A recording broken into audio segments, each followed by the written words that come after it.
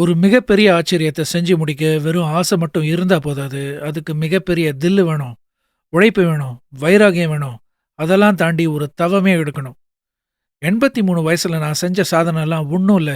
அதெல்லாம் தூக்கி சாப்பிடுற மாதிரி ஒண்ணு பண்ண போறேன் பாருங்கடான்னு, சிம்ஃபனி நம்பர் 1 வேலியன்ட் மார்ச் 8, 2025 நேத்திக்கு உலகத்தையே ஆச்சரியப்பட வச்சிருக்காரு நம்ம மேஸ்ட்ரோ இசைஞானி இளையராஜா சார்.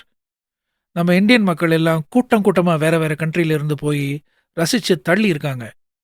கிட்டத்தட்ட காசி, மெக்கா, ஜெருசலம்னு ஒரு டிவைன் ட்ரிப் போன மாதிரி பாவிச்சு, ஒரு மெகா ஹிஸ்டாரிக் மொமெண்ட்ல கலந்து வந்த ஃபீலிங்க ஒவ்வொருத்தரும் சொல்லி கேட்க அவ்வளவு ஹேப்பியா இருக்கு.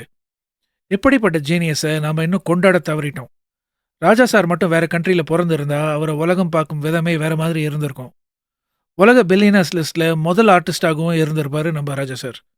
சொல்லப்போனா மொத்த தமிழ் இண்டஸ்ட்ரிய கூட விட்டுருங்க. அட்லீஸ்ட் ரஜினி, கமல் மாதிரி ஸ்டார்ஸ ஒரு லாரியில ஏத்தி அனுப்பிச்சிருக்கணும். போய் ஹானர் பண்ணிட்டு வாங்கப்பான்னு. In fact chief minister Stalin, prime minister Modi கூட இந்த மாதிரி ஒரு ஜீனியஸ லண்டன்ல போய் கொண்டாடிட்டு வந்திருக்கணும். சரி விட்டு தள்ளுங்க. கடவுள் கண்ணுக்கு முன்னாடி வராத வரைக்கும் தானே மரியாதை. அந்த மாதிரி தான் இவரோட புகழ். இசை இருக்கிற வரைக்கும் இருக்கத்தான் போகுது. தேங்க் யூ மேஸ்ட்ரோ இசைஞானி ராஜா சார்.